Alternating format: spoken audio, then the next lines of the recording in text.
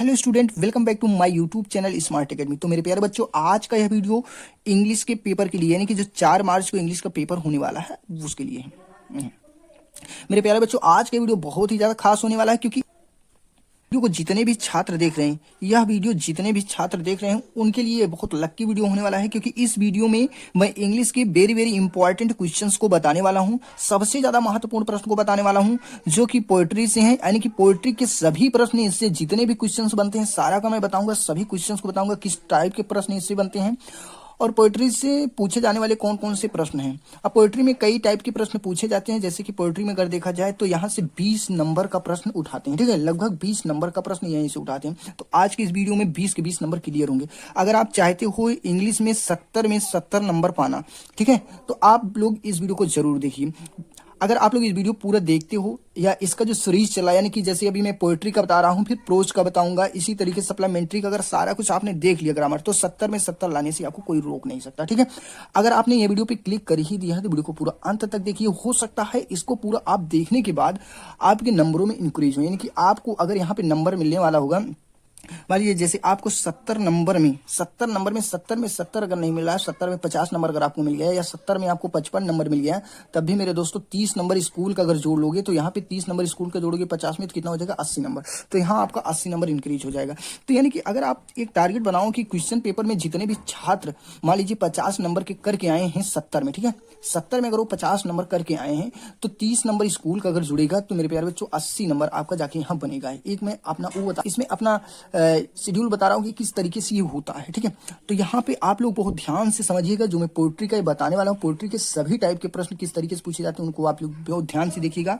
क्योंकि जिन बच्चों को 4 मार्च को अंग्रेजी के पेपर में ये सभी प्रश्न पूछे जाते हैं, अगर उनको करके आना है तो वो बच्चे इसको जरूर देखेंगे। ठीक है, तो यहाँ पे मैं आपको जितने इंपॉर्टेंट प्रश्न हैं सारे के सारे बताऊंगा, तो वीडियो में लास्ट तक बने रहिए, अच्छे से देखिए। इसको अपने दोस्तों के साथ भी शेयर कीजिए, और चैनल पे नए हैं तो चैनल को सब्सक्राइब कर लीजिए और वीडियो को लाइक जरूर करना। ठीक है, इससे आप जुड़े रहिए, यानी कि 2 से 3 दिन में आप इसको बेहतर तरीके से तैयारी कर सकते हो। अगर आप इसको लास्ट टाइम, यानी कि 4 मार्च से पहले, अगर इसको आधे घंटे, पेपर के आधे घंटे पहले अगर देख रहे हो, तब भी इसको पूरा देख लेना। कुछ नहीं तो 20 नंबर ही तो मिल जाएगा। ठीक है, कम से कम 20 नंबर तो मिल जाएगा। आगे देखते हैं, यहाँ पे हम पोएट्री के पूरा शेड्यूल बताएंगे, क्या क्या चीज इसमें पूछा जाता है, क्योंकि ज्यादातर बच्चों को ये नहीं पता होता है कि इंग्लिश शब्द से ही बच्चों को डर लगता है। बहुत सारे बच्चों में ये रहता है, और बहुत सारे बच्चे नर्वस भी हैं कि इंग्लिश का पेपर होगा तो कैसे होगा, कैसे उसको सॉल्व करेंगे, कैसे करेंगे, ये सारी बातें उनके दिमाग में चल रही है। तो यहाँ पे अगर आप वीडियो आ गए हो या उन बच्चों तक इसको पहुंचा सकते हो तो पहुंचा दीजिए।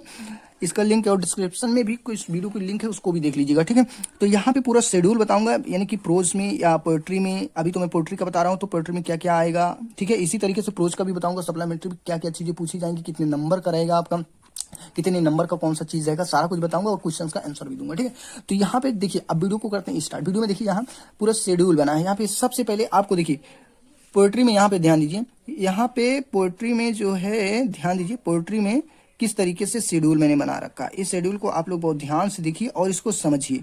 सबसे पहले शेड्यूल में यहाँ पे आप देखिए क्या करो, पोयम लिखने को आएगा, यानी कि 4 नंबर का आएगा और 4 लाइन का लिखना होगा। कितने लाइन का लिखना होगा? 4 लाइन आपको लिखना होगा। ठीक है, तो इन 4 लाइन को आप लोग लिखिएगा, यानी कि यहाँ पे आपका 4 नंबर का ये आएगा। अभी इसको मैं बता रहा हूँ कौन कौन सा आपको पोयम तैयार करना है। ठीक है, दूसरे नंबर पे है यहाँ पे सेंट्रल आइडिया। सबसे अच्छा और जबरदस्त यहाँ पे ये होता है सेंट्रल आइडिया। ज्यादातर बच्चे इसको लिख नहीं पाते और गलत करके चले जाते हैं। यहाँ पे मैं ट्रिक भी बताऊंगा आपको। क्या बताऊंगा? ट्रिक भी बताऊंगा। अगर नहीं आ रहा है तो कैसे करें, और आ रहा है तो कोई बात नहीं, आ रहा है तो कौन कौन से आपको तैयार करना है ये आपको बता रहा हूं। ठीक है, यहाँ पे देखिए अगला है, यानी कि तीसरा वाला है स्टेंजा। स्टेंजा में देखिए एक्सप्लेन करने के लिए आपको दिया जाएगा, एक आपको पैसेज टाइप में स्टेंजा इससे दिया रहेगा, उसको आपको करना है। अभी मैं दिखा रहा हूँ इस वीडियो में। ठीक है, तो पूरा का पूरा मैं बताऊंगा। यहाँ पे देखिए शॉर्ट और लॉन्ग में भी क्वेश्चन पूछे जाते हैं। शॉर्ट और लॉन्ग में भी क्वेश्चन पूछे जाते हैं, और शॉर्ट और लॉन्ग में बहुत ही कम क्वेश्चन पूछे जाते हैं। लगभग यहाँ से 2 नंबर या फिर 4 नंबर में पूछ लिए जाते हैं क्वेश्चन, इससे ज्यादा नहीं आता है। तो यानी कि यहाँ पे आप सेंट्रल आइडिया में आप ज्यादा नंबर पाओगे, 5 नंबर। स्टेंजा है, स्टेंजा का भी 6 नंबर यहाँ पे मिल जाता है आपको। कितना हो जाएगा? 6 4 10, और यहाँ पे कितना हो जाएगा? 10 5 15, और ये दोनों को मिला के अगर देखा जाए तो लगभग 20 से 21 नंबर आसपास बनता है यहाँ से। ठीक है, तो इतने पूरे शेड्यूल हैं। अब इनको हम देखते हैं एक एक करके। ठीक है, एक एक करके हम इसमें देखते हैं कौन सा किस तरीके से हमको करना है, ताकि हमको पूरा का पूरा नंबर बोर्ड एग्जाम में पूरा का पूरा नंबर जो है एग्जामिनर दे दे। जैसे 20 में पाना है 20 का 20 पूरा दे दे। तो चलिए देखते हैं, एक एक तैयार करेंगे। पहले यहाँ पे हम पोएम देखेंगे, पोएम में हमको कौन कौन सा तैयार करना है, और उसके बाद फिर सेंट्रल आइडिया देखेंगे। देखिए सबसे पहले आपको पोएम में, ठीक है, अगर पोएम लिख रहे हो तो ऐसे यहाँ पोएम आप डालना, फिर यहाँ पे आपको क्या लिखना है? आंसर। तो यहाँ पे आंसर डालकर यहाँ पे आप आंसर नंबर डालिएगा, ठीक है। यहाँ पे आपको क्या डालना है, आंसर नंबर। तो यहाँ आंसर नंबर मान लीजिए जितना भी होगा उसमें देख लीजिएगा, MCQ क्वेश्चन आता है, ठीक है। MCQ क्वेश्चन बहुविकल्पीय प्रश्न आ जाते हैं 20, तो 20 के ऊपर ही यहाँ पे आपको नंबर मिलेगा, चाहे 21वें नंबर पे हो, जो भी रहेगा उसमें क्वेश्चन में डाल देना वाला, ठीक है। अब यहाँ पे आपको पोयम में 2 पोयम तैयार करना है। मान लीजिए एक पोयम आपको स्टेंजा में दे देगा, तो दूसरा आपको लिखना रहेगा जो पेपर में नहीं आया है, तो इसलिए 2 तैयार करना है। तो यहाँ पे देखिए पहला poem, the way a crow shook down on me the dust of snow from a hemlock tree, ठीक है, ये हो गया। अब इसे आप तैयार कर लीजिए। और अगला पोयम यहाँ पे जो है आप यहाँ नंबर डाल दीजिएगा, जैसे कि अभी हमने बताया कि यहाँ पे आंसर डाल के नंबर डाल दीजिएगा, तो एक ही चीज है। यहाँ पे आप देखिए दूसरा पोयम तैयार कर लेना, some they the should will end in, देखिए यहाँ पे दूसरा पोयम हो जाएगा, some say the world will end in fire some way in ice from what I will I have taste of desire I hold with these who favours fire, ठीक है, favour fire, ठीक है।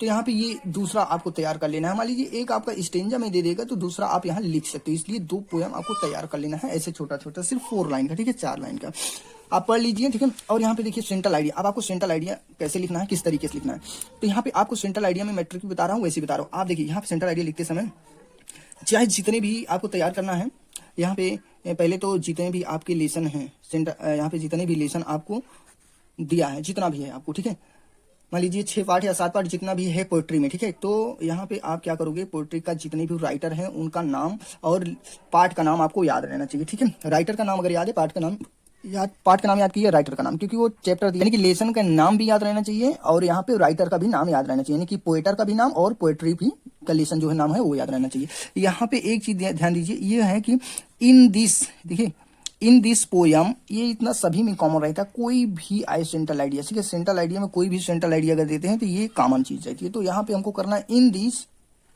Poem fire and ice the poet Robert from, तो यहाँ पे पहले आपको in this poem इतना करके यहाँ पे पाठ का नाम लिखना है, जो भी पाठ रहेगा इतना ब्लैक पेन से डालना है। फिर द पोएट, ये भी कॉमन हो जाएगा, कॉमन चीज है, इसको चाहे किसी भी चैप्टर का सेंट्रल आइडिया लिखने के लिए आए तो यहाँ पे आपको यही डालना है, ठीक है। यहाँ पे रॉबर्ट फ्रॉस्ट, ये राइटर का नाम है, यानी कि पोएटर का नाम है।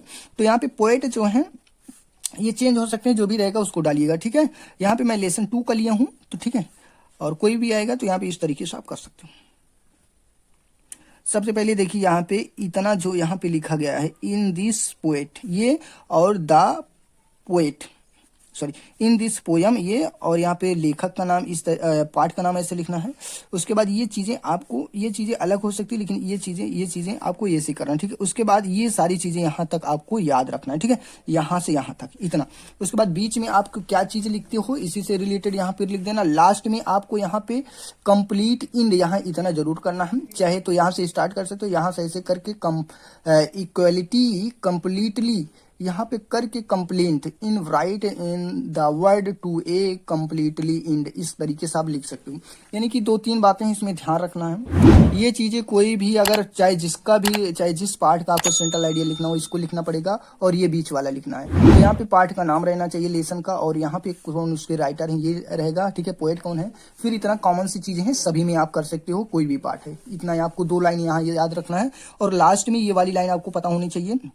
पता होने के मतलब ये तो मान लीजिए पार्ट का नाम ही रहेगा, यहाँ पार्ट का नाम आर, यहाँ पे इक्वली, ठीक है, यहाँ पे इक्वली कंप्लेंट इतना करके यहाँ पे, या फिर आप कंप्लेंटली इंड कर सकते हो। ये 2-3 बातें आपको दिमाग में रखना है और इसको करना भी है, ठीक है। राइटिंग इन वर्ड ये भी कर सकते हो इतना, ठीक है। तो यानी कि आपको 2 बातें याद रखनी है, ये वाली आपको इतना लिखना है। इसमें सिर्फ लेसन का नाम और यहाँ पे कौन लिखा है ये दोनों पता होना चाहिए। बाकी सेंट्रल आइडिया इस तरीके से लिखोगे तो यहाँ पे टीचर आपको चेक करके अगर 4 मार्क्स का है तो पूरा मार्क्स यहाँ पे दे देगा, ठीक है। अब शायद मेरी बात आप लोग समझ गए होंगे। In this poem fire and ice the poet Robert Frost a very common experience, यहाँ एक्सपीरियंस भी कर सकते हो या एक्सप्रेसेस द आइडियाज दैट यहाँ डॉट करके आप जो भी लिखना चाहते हो यहाँ भर देना, वही पेपर से ही, यानी कि अनसीन पैसेज से ही बीच से उठाना, यहाँ पे लिख देना, यहाँ लिख देना। फिर लेसन का नाम यानी कि fire and ice are equally completely in writing bringing, यहाँ bringing the word to a completely end, इतना आपको कर देना, ठीक है। यहाँ पे आप इतना कर देना, ठीक। ये मेरी बात आप लोग समझिएगा, यहाँ पे मैं क्या क्या बताऊं 2-3 बार आप रिपीट कर लीजिएगा, कोई दिक्कत हो तो कमेंट करके पूछ सकते हैं। अब यहाँ पे अगला देखिए, यहाँ पे स्टेंजा एक्सप्लेन करने के लिए और शॉर्ट क्वेश्चन आप लोग कमेंट करके बताइए, ठीक है। आप लोग अगर कमेंट करके बताओगे, कहोगे तो मैं इसकी वीडियो बनाऊंगा, अगर बना भी दूंगा तो इसके डिस्क्रिप्शन में जाके आप लोग देख लीजिएगा कि है कि नहीं, ठीक है। तो बस आज की वीडियो बस इतना ही, मैं आशा करता हूँ कि आप लोगों को कुछ समझ में आया होगा, ठीक है। तो आप लोग वीडियो को लाइक कीजिए, चैनल को सब्सक्राइब कीजिए, ठीक है, इसको अपने दोस्तों के साथ शेयर कीजिए। सारा चीज इसमें बताऊंगा, अगर आप चाहोगे तो, यानी कि कमेंट करोगे तो सब कुछ बताऊंगा, ठीक है। फिर मिलते हैं नेक्स्ट वीडियो में, तब तक के लिए जय हिंद।